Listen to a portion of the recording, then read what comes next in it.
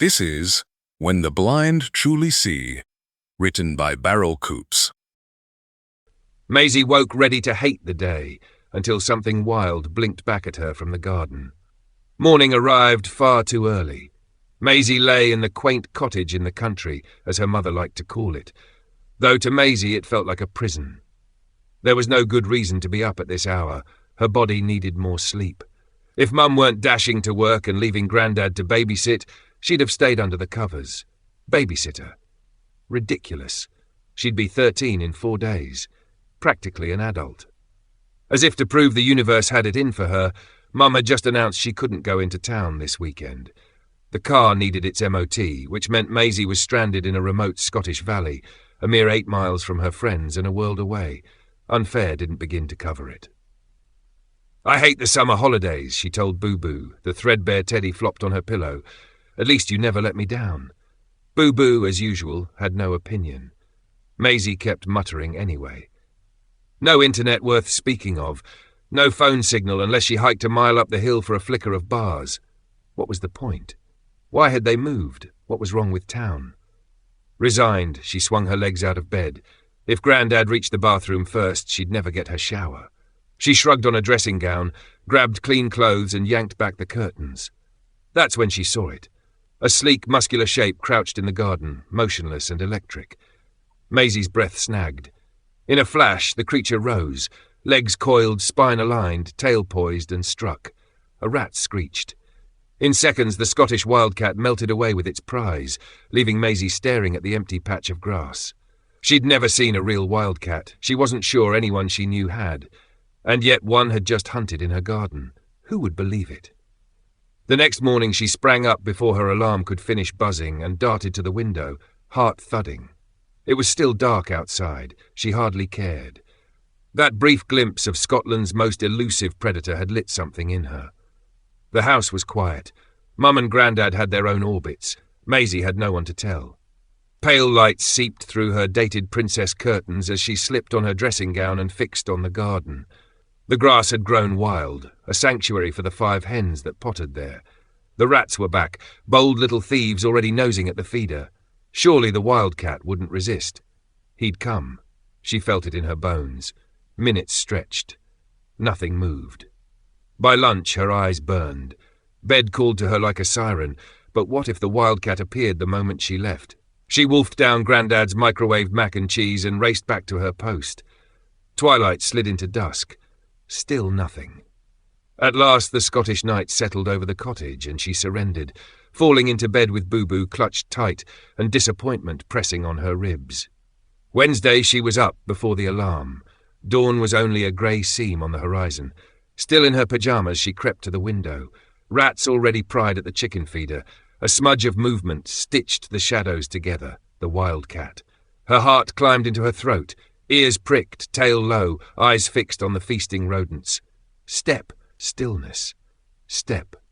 Then a knot of muscle and air, the pounce, a cut-short squeal, and the cat slid behind the overgrown rose-bushes with its prize. She stayed. The garden turned into a stage, a red squirrel corkscrewed up the fur and vanished into green. The hour glowed in her like a secret. She drifted through the day, hardly noticing when Mum came home late. That evening the wildcat ghosted back and replayed the hunt before the light bled away. Questions skittered through her mind. Where did it sleep? Did it have a mate? How far did it roam? Thursday smeared by. She still rose indecently early. The rats filed in, the wildcat didn't.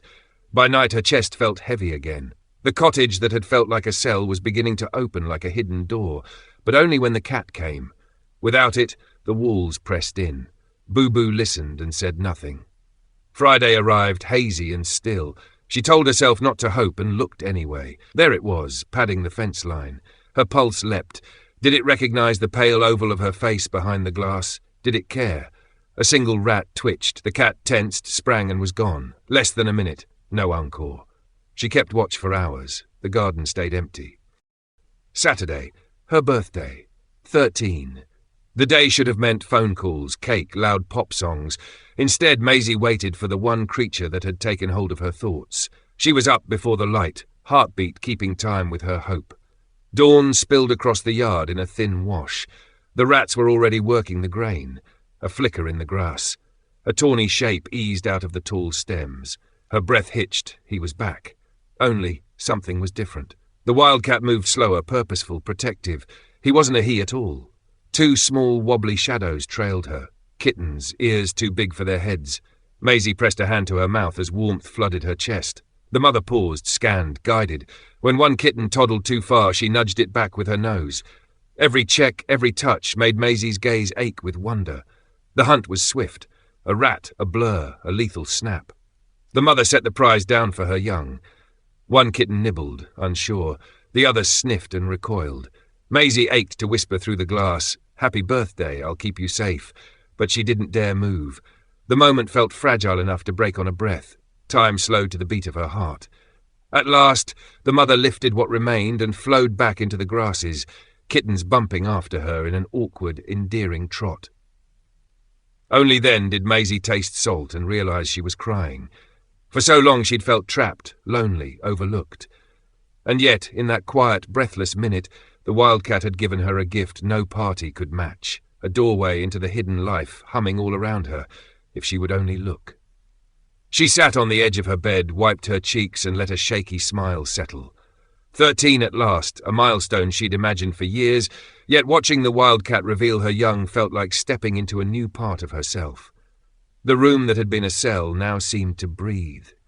Mazie hugged Boo-Boo. 100 thoughts wheeled, but one held. It didn't matter where she lived if she could find magic in small things. She caught her reflection in the window, tear-streaked, bright with wonder, and knew this birthday would never fade. "Thank you for choosing my window," she whispered, voice trembling. It felt as if the wildcat and her kittens had placed a rare secret in her hands. Tears still clung to Boo-Boo's worn fur. She let them fall. Some moments were too beautiful to lock away. Then leaned against the sill and watched the sky grow lighter, grateful simply to have seen. She longed to tell someone, Mum, Grandad, even Kathy, but for now the moment was hers alone, and that made it feel even truer. Perhaps it was enough that the wildcat had trusted her with this small piece of the untamed. Outside, first light gilded the hilltops and a single bird tried a tentative note. Mazie closed her eyes and listened. Her own heart found its rhythm, steady, content, for the first time in months. Sometimes the best gifts arrive quietly on a summer morning, proof that even in lonely places hope can curl up and purr at your window. In that hush of dawn she understood. It was never about escaping the valley or abandoning the cottage. It was about learning to see the extraordinary in the ordinary, the moment when the blind truly sees. And with that, Mazie understood the rest. The wildest, most precious wonders tiptoe in when you stop searching everywhere else and simply notice what's already there. Just look outside your window. This was When the Blind Truly See, written by Barrowcoots.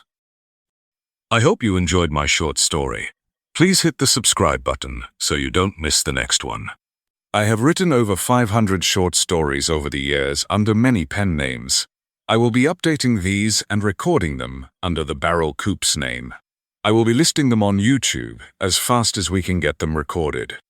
They will include historical drama, humor, adventure, romance, period drama, mystery, thriller, war stories, spy stories, revenge, horror, psychological horror, dystopian, disaster, children's stories, love stories, and more. Too many to name. Something for everyone. If you enjoyed this story, please give it a thumbs up. It helps others find my channel. Until next time, thank you for listening to the end.